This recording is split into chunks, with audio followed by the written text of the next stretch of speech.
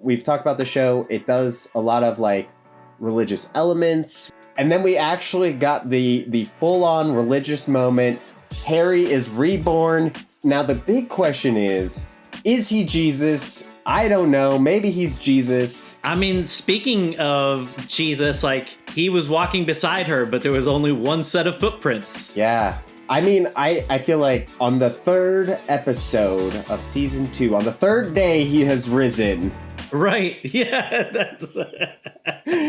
Hello and welcome to Road Goes Ever On and On. Today, Sterling and I are talking about the thrilling science fiction show Foundation, Season 2, Episode 2, A Glimpse of Darkness, and Episode 3, King and Commoner. So spoilers are ahead.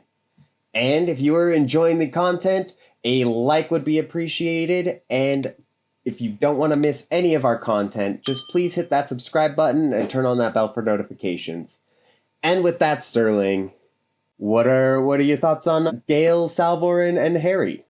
I really like this dynamic. It is so interesting, the interplay, seeing in episode 1 how there's like the weird interplay of the daughter that wants to get her to know her mom, but the mom who doesn't know she has a daughter.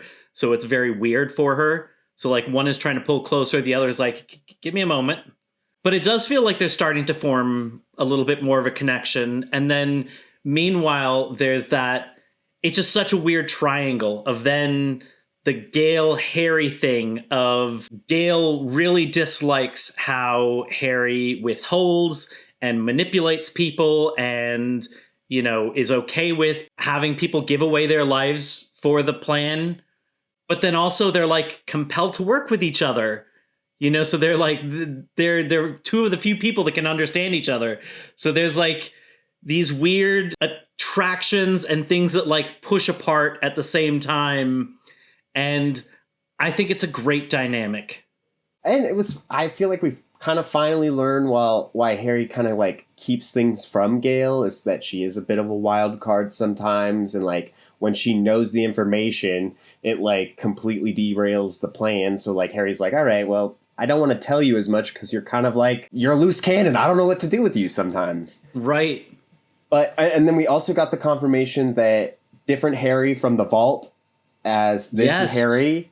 And so there is this interesting dynamic where Salvor, who met Harry from the vault, who was this kind of prophet and was able to like give Salvor this quest to go on. So like a nice bond, but then like she's trying to bond with her mom and she sees this like kind of meaner Harry and you're right. The dynamic is awesome. Seeing what leads to them going to a different planet by peering into the future, which that just looks crazy.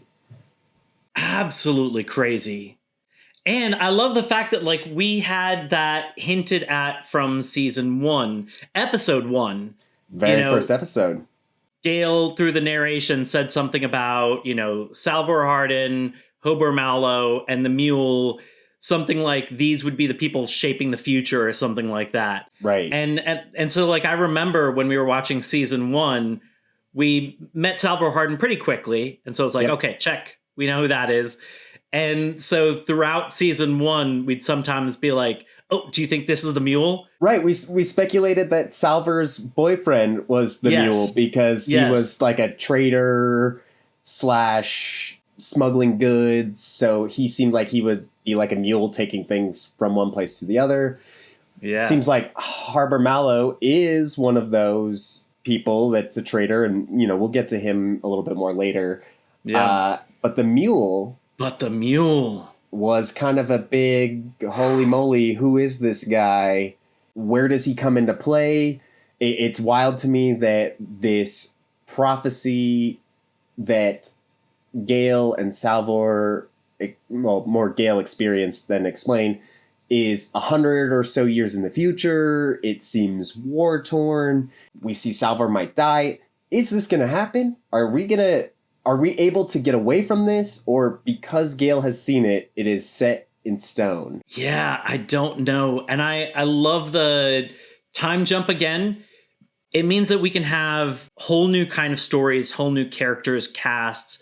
It's been very interesting to me how different but the same this season feels from like season 1. It does feel like it's telling a continuation, but it at the same time feels like some of the stories are very kind of new and fresh and different.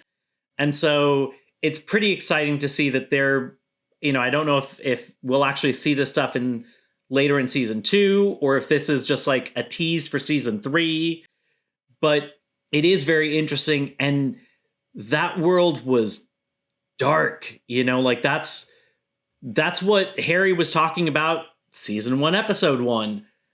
And we're finally getting a glimpse of it and kind of actually seeing it come true.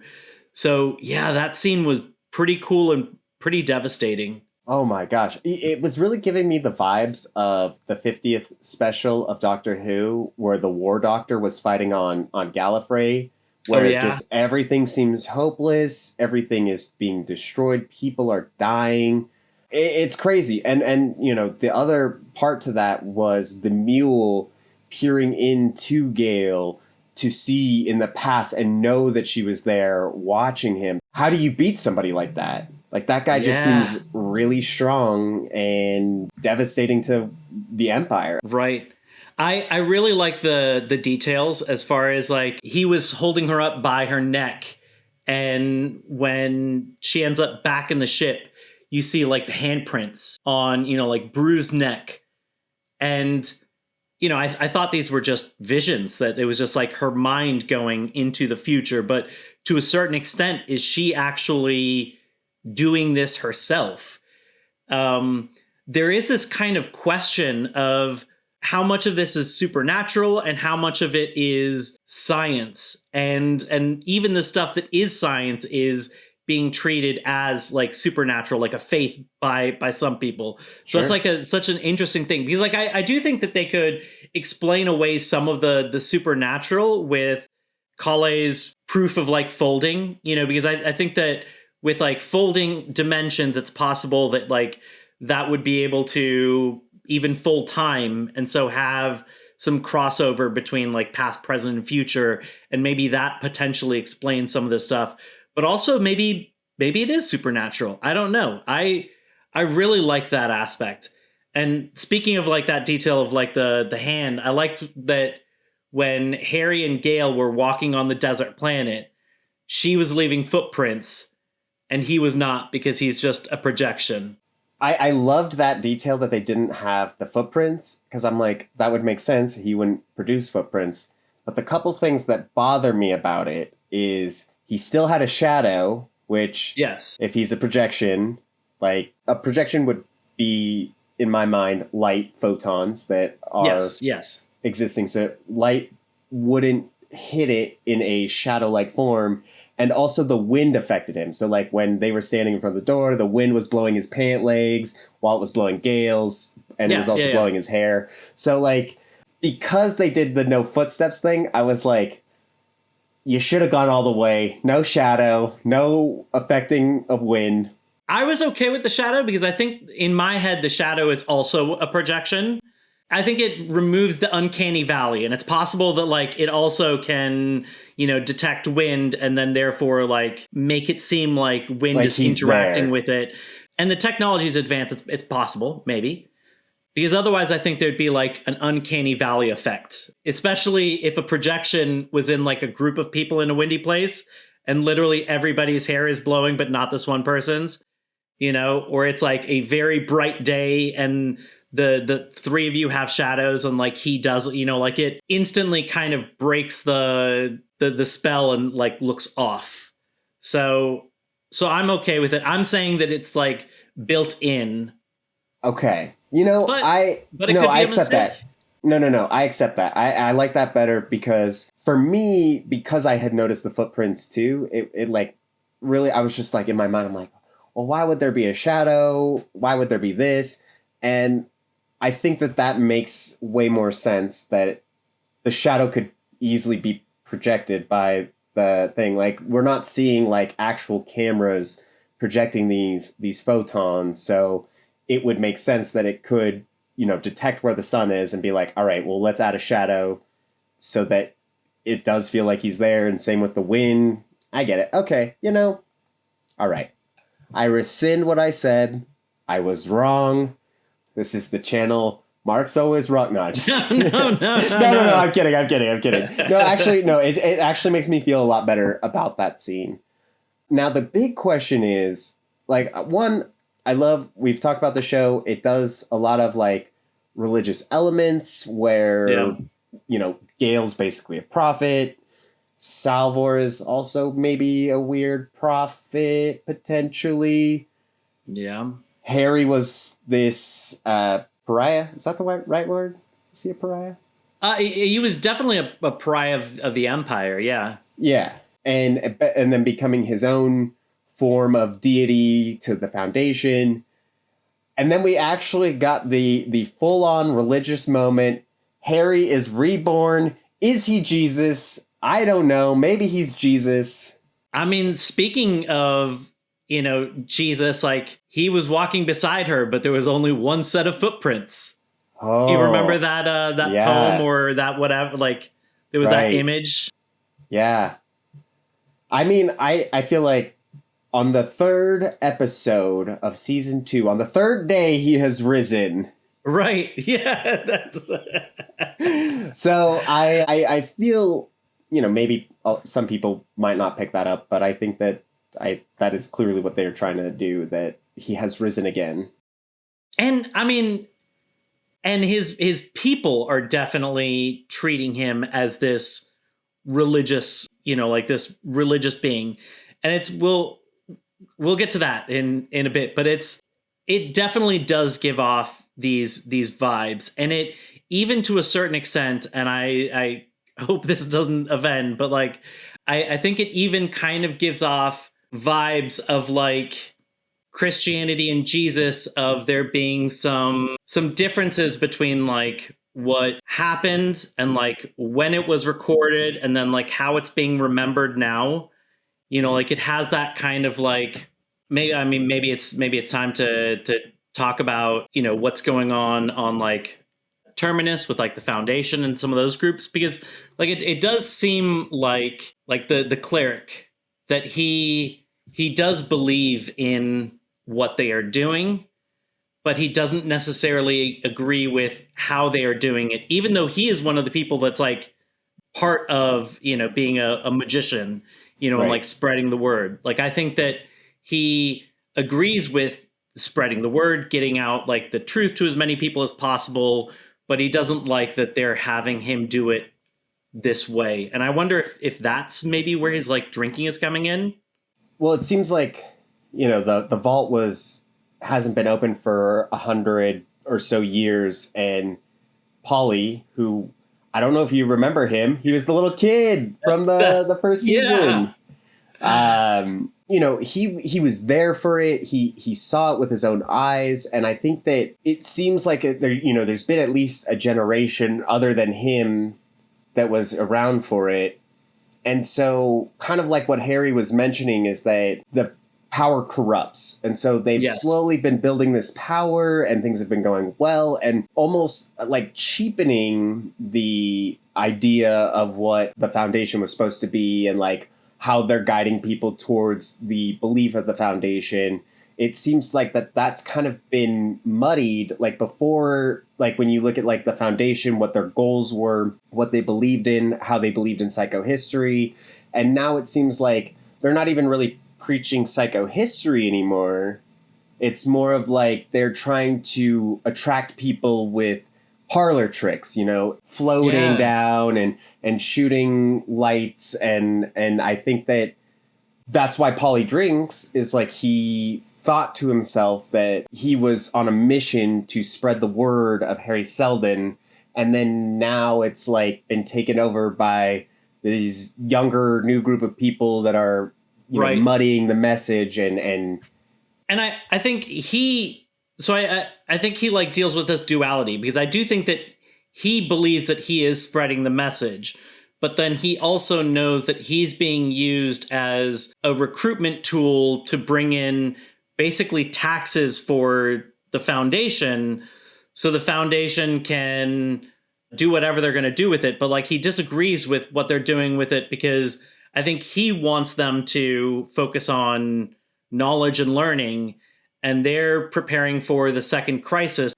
And so I think that's a good segue for the Foundation, because we're seeing some of what Harry predicted without the second Foundation. Like we're seeing some of the corruption sink in. Like I think it's interesting that the Foundation is becoming kind of like the Empire, where it's like it has good intentions, right? Like it knows that the Foundation is important.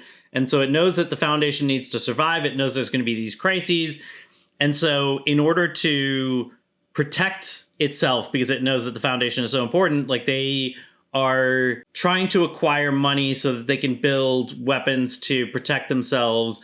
And they're doing that by like spreading knowledge. But it seems like the people in power are doing it not because they think spreading knowledge is important, but rather that by spreading that knowledge, they can like gather wealth, through like a tax or a tithe.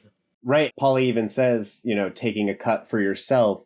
So it's like in that sense of if the Foundation has these good intentions, but yet do something similar like Empire, which is greedy and holds wealth, then kind of like Harry was saying, that the Foundation just becomes the Empire too at that point. Yeah. So I think that Harry may be working in the shadows and not interact, because I did think that would be interesting of like what happens when two Harrys come together, and that could still happen at some point. And I think that would be even more interesting now, because it's like the one all digital Harry hasn't been through a harrowing ordeal of being trapped in this multi-dimensional thing for, over 100 years and kind of going mad and then getting a physical body. Maybe he has in the vault. The vault's been closed for over 100 years. We don't know what it's like in there, but I would assume it might be very prison-like. And I feel when the vault opened the first time, we got such a nice, calm Harry. And then we saw the vault open this time, and we saw some pretty gruesome stuff get burned alive, creepy writing on the vault of Harper Mallow. Yeah. So is that Harry still good? Is he still pure? If Paulie went to talk to him, would that have changed anything? I don't know. That was gruesome. And I told you the last episode that I really liked that actor that played the warden, so I was excited to see him. So it was a genuine shock. The only like minor tell for me was like the way he was giving a speech. It reminded me very much of like, was the movie Deep Blue, the like shark movie? Deep Blue Sea. Deep Blue Sea? With Samuel L. Jackson? Yes. I didn't think anything until like he started giving this grandiose speech like in front of the thing.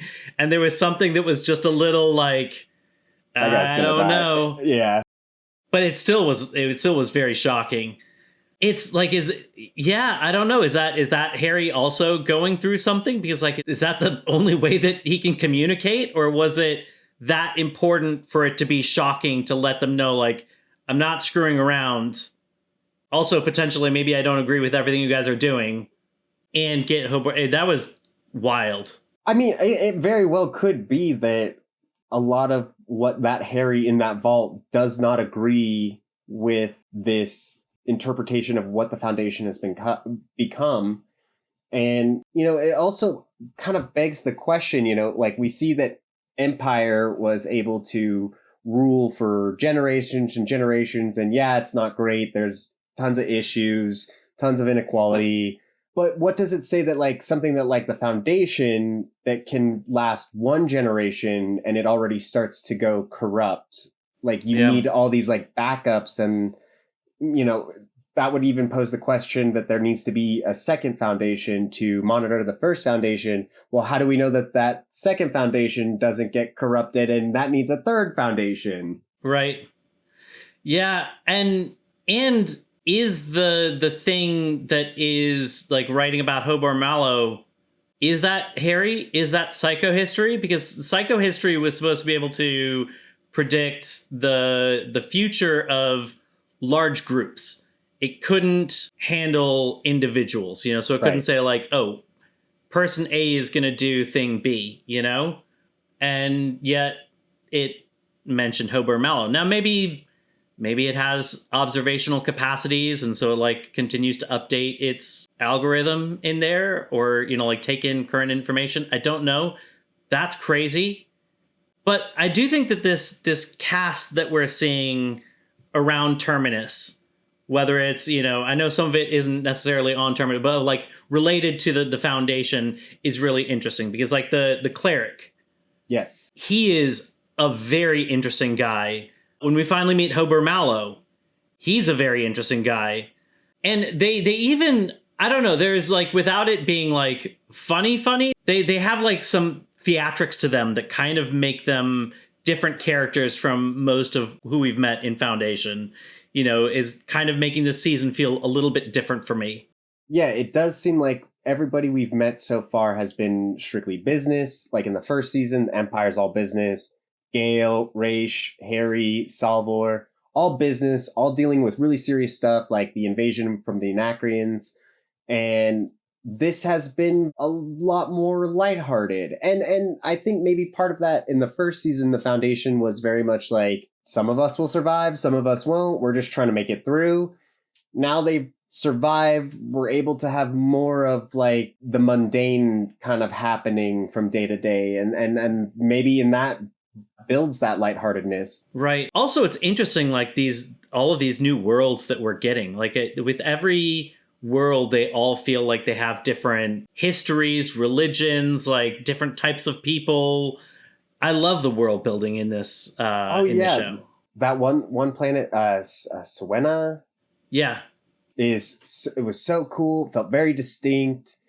They make the cactus joke at one point because there's cactus everywhere, but it also kind of has like a Wild West theme, but also you can tell that it's stricken by poverty because it's like not close to Trantor. And honestly, that this show does so well is just make these worlds feel real, make the people of these worlds feel real. We have that glimpse of the like mining, not the mining planet that Gaal, Salvor, and Harry went to, but the other one that Bel Riose was at, which was like a imprisonment planet or something where they're just doing like strenuous labor. But everyone feels so distinct. It feels different. There's lush life on Trantor, and even we see a few shots of like cool buildings that look almost like they're in Amsterdam. Just like it's incredible the world building that the show does. Yeah, and they really do kind of feel lived in, like you can see why the people on Siwenna are the way that they are, because they were on the outskirts, so they were paying the taxes to Empire, but then like Empire wasn't really doing anything for them, so they just felt like used and abused by outsiders. And so now they're hesitant of other outsiders, even if those outsiders are saying like, no, we're good people. Same thing with like that mining area that you mentioned. Like, it's interesting that it sounds like there's maybe a connection with what they're mining and maybe the like jumpers, spacers, whatever they're called, like the people that can like navigate on the jumps. Yeah. And that's controlled by Empire as potentially a way to control like those people. Right. The spacer said that like when she was talking to Bel Riose was like, oh, we wouldn't do this unless he didn't have control of our entire race. Like, that's crazy how much power the Empire has, where a entire race, which I mean, I feel like a lot of the planets feel that way, but at least like things like the, and maybe we'll never know, the Anacreons and the Thespins. Yeah. They were able to kind of stage a rebellion, sort of. From what we know of, we don't know if that was, exactly their actions. And they basically wiped out the planet. And it's crazy that like spacers that have this technology that can help Empire and ships travel vast distances, like, you would think that they could rebel easily or have better, like a union to like help protect them against the Empire. But even they, with this special ability, still feel trapped by Empire and have to like bend to his will. Yeah. It's crazy. It is. And like this huge world, it's wild that this is only like a quarter of the size that the Empire was 2,000 years ago under these different emperors. Sure. So it's like the span of the history of like the worlds. It's really interesting, and some of it like definitely feels very kind of current. Oh yeah, I feel like the Roman Empire, we're seeing a lot of similarities to maybe the American Empire and what is going on with us. And yeah, we see things like this. There's the like great, Aristotle, Plato, they had noticed trends like this, that like, dictatorships rise up and then they fall and then there's better times of peace. And it seems that like maybe this is just, maybe up to interpretation, but it's just a cyclical pattern that just happens throughout humanity. And, doesn't matter how many thousands of years and psychohistory that you can predict things, it's just inevitably going to happen. And maybe that when we see that fall where we see the mule strangling Gaal, it's inevitable because that's how patterns go, right? So like that first rule before Empire came with the previous emperors, they had a bigger reach. They were, they weren't cloning themselves. They were having offspring and heirs and continuing the bloodline and the rule. And then inevitably we said, let's stop that. Let's have just clones do it. And then that inevitably is like a hold on power that eventually is going to have to be redistributed. And that's what happens with the Foundation. And then we even see it happen in the Foundation. Yeah. And it's inevitable. And there's also that like the struggle of power that gets people to do terrible things. And sometimes they think they're doing it for good reasons. I think we're seeing that, with like the Foundation. I do think that, they may be padding their pockets, but I do think that most of them probably do believe that they are like protecting knowledge, and then maybe they're profiting off of that. But like, I do think that they believe that what they're doing is good, even though maybe it's kind of soured. But then you see like Dominion, we finally find out the accident that was referenced in episode 1, which is like somebody said that there's like rumors that some people believe that she's actually responsible for the reason that the crown is on her head. That was like a Zeppelin accident like that. Yeah. That could obviously be just like a freak accident, but also it very much is something that could be manufactured, and like maybe I doubt that she was like the succession to the throne. Right. And it seems like she's hungry for power because like she goes from possibly not being the successor. We don't know that. I'm just kind of hypothesizing that, and so like she could have manufactured what she needed to take the throne, but then isn't okay with this like small empire. She wants to join it with Empire, and make something even bigger. Like she's got crazy ambitions. Yeah, and she feels very deceptive. Like, basically what we heard from the previous, it was a rumor that she caused that, but then she also used rumors to confirm her knowledge with Empire. Like, so she was like, oh, there's a rumor that somebody tried to take her, or she mentioned about knowing that his life was in danger, and then he confirmed it, and she was like, well, it was just a rumor, and now you confirmed it. And then same with the rumor of the genetic diversity in the thing that she also got him to confirm. So she does seem very deceptive. She seems like she's playing 5D chess and Emperor is only playing 3D chess. So I am curious to see where she goes. Like, it is wild to me that he showed her where the decanter of the clones were, because even Dawn didn't know about those clones until one episode where he ran into them. So the fact that he just showed somebody completely outside of Empire to her, you know, even she's feeling out with Demerzel, like what is going on with Demerzel? And he's like, oh, she's got a different situation, because most people don't know that she is a robot. Yeah, I couldn't tell with that line if she kind of knows, or she does know, or she like thinks that and she's like testing, you know, kind of like the way that she was confirming rumors, the way that you mentioned. It was crazy when they were in the room with the clones to find out. So this is the second time this episode that they have pointed out that they can erase and or modify memories. You know, because they mentioned that when a new one is decanted, the death of the previous one is erased in order to protect them from that kind of knowledge. Right. And when Demerzel earlier in the episode mentioned the thing about doing the audit on the two brothers, at first she said like it came up clean, and he's like, okay, good. They don't know anything about it. She said something like, or they don't remember. Right.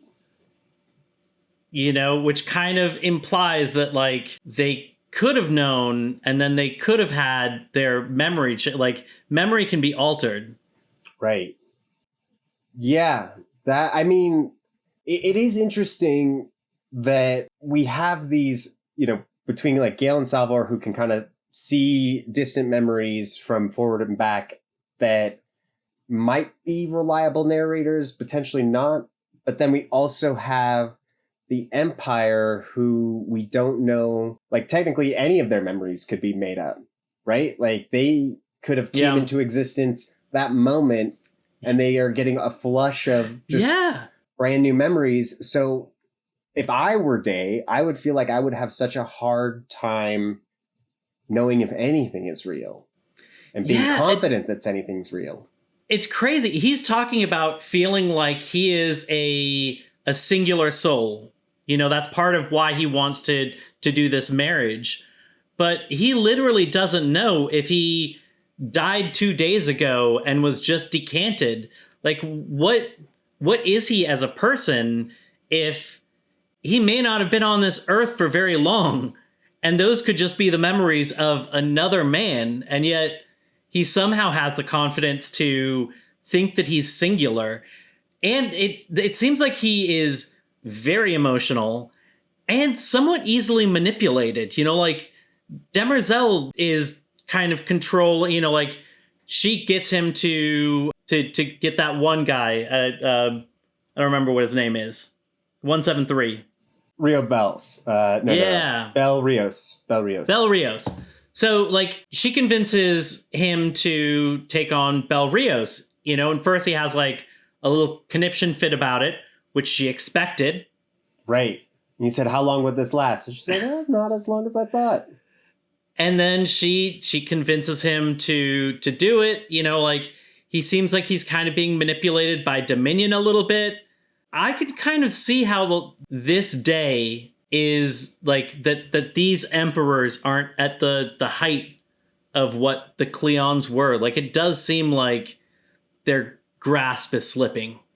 I mean, even just from the previous Cleon Empire that we saw in season 1, they felt very in sync, very, you know, they have to get these new lessons on how to drink properly the same way, because they all have these micro differences. Before it was all, they were very similar, and, you know, everything happened the same way. Now they have to like reteach themselves to act certain ways, which is also within that memory landscape, right? Like if it was, we had the memories of how the very first Cleon did this and then did this, and now we have lost those through these like gene editing terrorists that now we have to relearn these. It's like, is this a preference of mine as an individual soul, or is this a memory of how I should do this?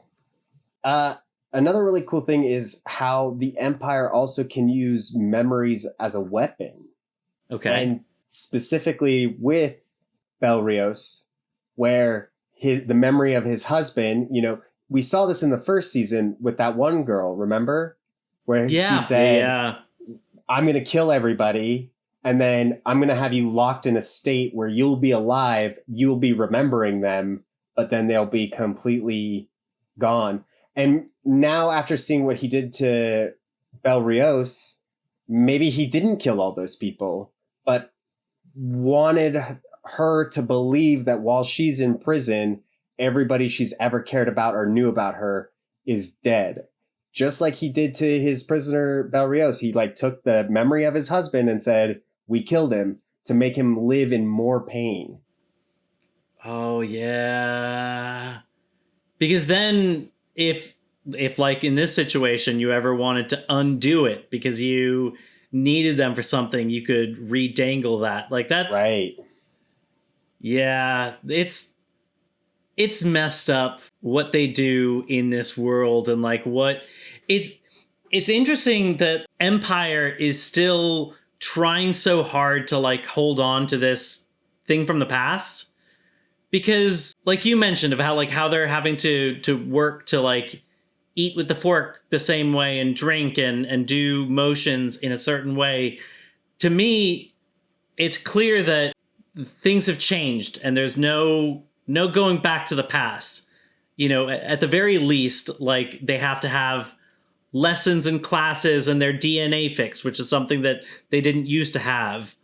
So it's just interesting that they still are trying to pretend that they are this one Cleon, they're all the same, and still just holding on to that. And I think it might have been one of Dawn or Dusk that orchestrated that in order to be able to kind of continue this, maybe Dawn, so that he can become Day.